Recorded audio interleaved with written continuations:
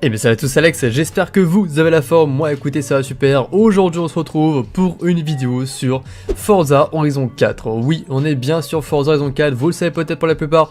En live j'ai pas mal fait de FH4 en ce moment, parce que ce jeu est juste une masterclass, franchement. J'adore ce jeu, il est juste magnifique. Vraiment, c'est un pur régal visuellement, au niveau du contenu, au niveau des véhicules, au niveau de plein de choses. Sincèrement, il n'a pas grand chose à envier à FH5. On va essayer d'en parler un petit peu dans cette vidéo.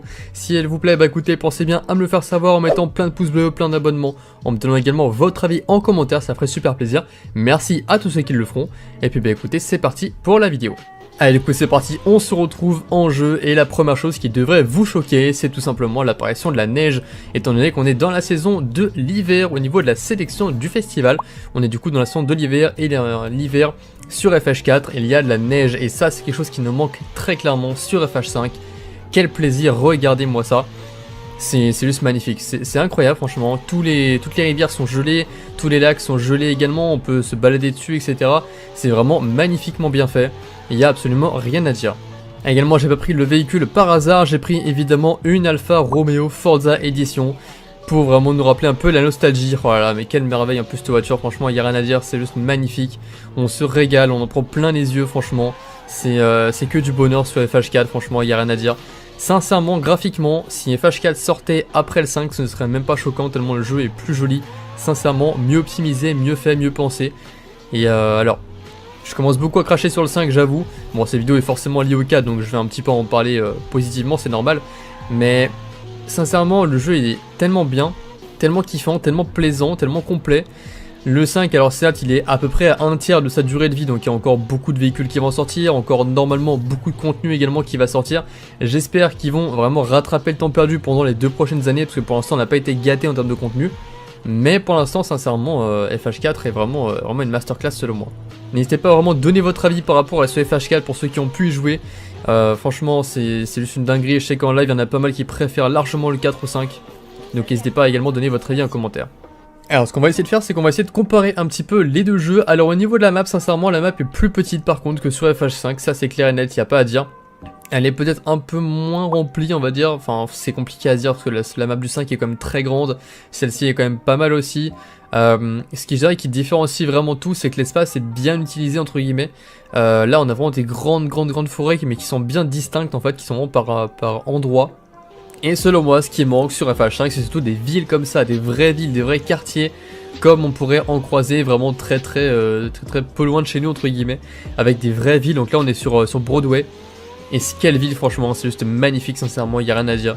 C'est juste une masterclass, personnellement, j'adore cet endroit. Il y a moyen de faire du drift de fou, de faire même du RP très facilement. Alors que sur FH5, bah, on a Guanajuato, on a quelques villes comme ça.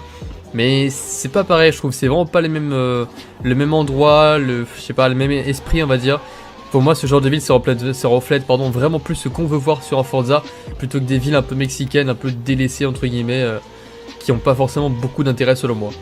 Petite chose également qui va peut-être vous paraître anodine mais qui pour moi franchement est très importante, c'est le nombre de maisons de joueurs qu'on peut avoir sur le jeu et le prix également qu'elles vont coûter. Donc on a déjà celle-ci qui nous permet de débloquer le drone, on va pas faire le lien sur tout, on a celle-ci par exemple également qui est jolie. Il y a pas mal de maisons, il y en a vraiment peut-être une dizaine sur la map un peu partout, c'est vraiment hyper stylé. On a plusieurs manoirs également, il y a 3 manoirs, enfin 2 manoirs il me semble et un château. Donc on a ce manoir là qui coûte quand même pas mal, il me semble, je sais plus exactement comment je l'ai payé, mais en tout cas il coûte quand même assez cher. On a du coup le château également de Bangbourg pardon, qui est un château qui coûte quand même 10 millions de crédits et ce n'est pas le plus cher du jeu parce qu'on a également le château d'Édimbourg évidemment, le fameux qui coûte 15 millions de crédits. Sur FH5 vous le savez peut-être mais le château le plus cher il coûte seulement 5 millions et ça pour moi c'est vraiment décevant parce que ça manque de maisons qui coûtent vraiment cher, d'autant plus qu'on va en reparler un peu plus tard mais quand même FH4 était beaucoup plus dur à prendre en main que FH5. FH5 selon moi c'est le Forza le plus facile, le plus tout public. Ça a été le cas évidemment parce que ils l'ont rajouté au Game Pass par exemple. Ils ont mis un DLC Lego en premier. On voit vraiment qu'il est orienté pour les personnes plus jeunes, pour toucher un maximum de personnes. Et donc également augmenter le nombre de joueurs, hein, c'est tout normal. Hein. Mais ce qui fait que du coup ça en fait un jeu extrêmement facile à prendre en main, extrêmement facile de farmer des crédits. Pour beaucoup on est déjà à plus d'1 milliard farmé, il y en a même qui ont encore 1 milliard de côté en ayant tous les véhicules. C'est un jeu qui est très simple à prendre en main, peut-être trop simple, qui un petit peu dénature la licence de Forza qui était beaucoup plus compliquée auparavant. Et ça je peux le comprendre pour les anciens joueurs qui ont joué à des jeux beaucoup plus durs sur la licence et qui se retrouvent sur un jeu qui est beaucoup plus facile pour eux. Et malheureusement bah écoutez je suis désolé pour vous. Mais c'est vrai que du coup vu qu'FH5 est beaucoup plus compliqué à prendre en main, pourquoi est-ce qu'on n'a pas des maisons qui coûtent plus cher? Je sais pas, un château à 100 millions par exemple, 200 millions, 300 millions, moi ça me gênerait pas sincèrement d'acheter un château, un manoir, je sais pas, peu importe ce que ça pourrait être. Mais un truc immense qui coûterait des centaines de millions de crédits, moi ça me gênerait pas, au contraire, ça mettrait un vrai objectif pour se motiver à farmer comme il se doit et avoir du coup les bâtiments les plus chers du jeu pour se faire de réels objectifs et pas seulement avoir 5 millions hyper facilement en faisant plus ou moins n'importe quoi, en vendant une voiture de la sélection du festival par exemple, en récupérant 20 millions, hop on achète toutes les maisons et puis c'est bon, le jeu est terminé et c'est un peu dommage. Alors il y en a qui vont dire les maisons c'est pas hyper important sur le jeu, évidemment c'est pas l'aspect principal du jeu, hein. On n'est pas sur les Sims ou sur un truc dans l'immobilière, mais ça fait partie du jeu, ça fait partie des choses qui sont ajoutées, qui sont présentes depuis longtemps et qui sont quand même mine de rien une partie intégrante du jeu. En parlant de DLC, évidemment, vous êtes peut-être pas sans savoir qu'il y a Fortune Island comme DLC et également Lego Speed Champions. Donc j'ai fait Fortune Island en live hier soir au moment où je tourne la vidéo. Donc c'était un super DLC sincèrement, je vais quand même y aller vite fait pour vous montrer tout ça.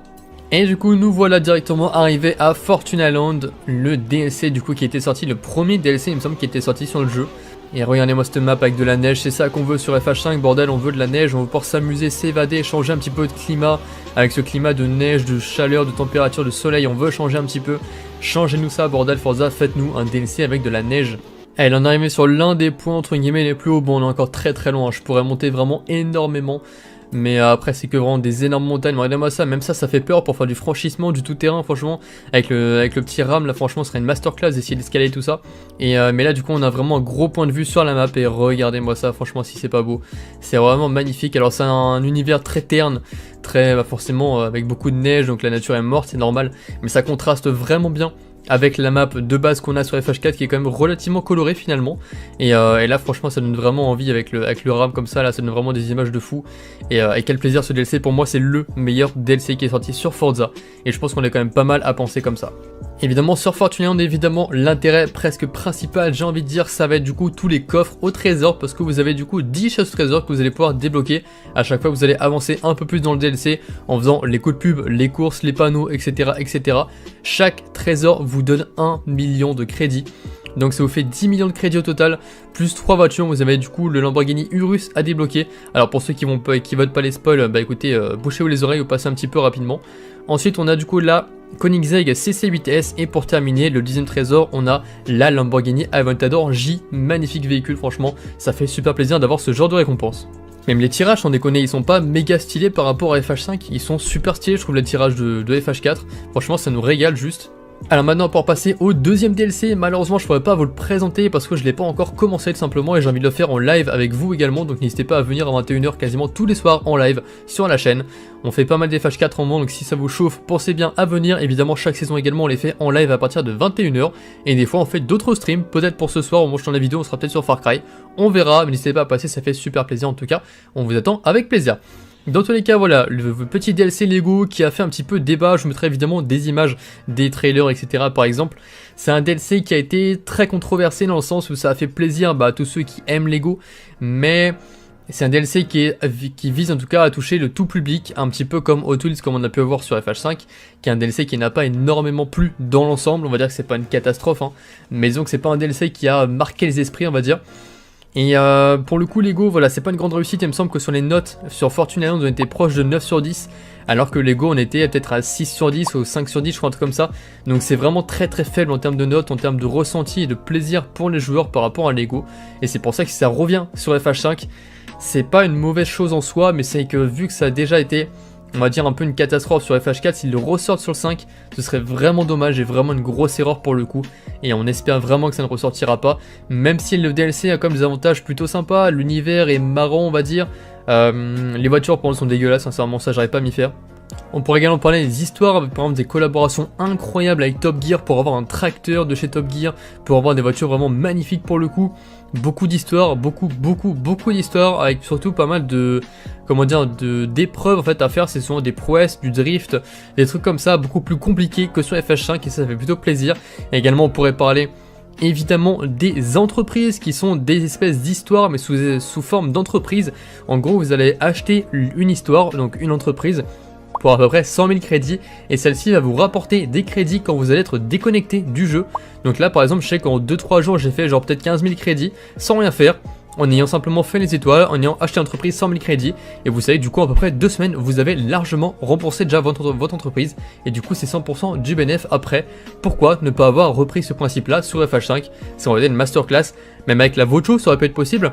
Faire une espèce d'entreprise de dépannage, comme on a pu conduire le camion de dépannage au début de l'histoire, ça aurait pu être sympa, malheureusement, ça n'a pas encore été repris sur le jeu.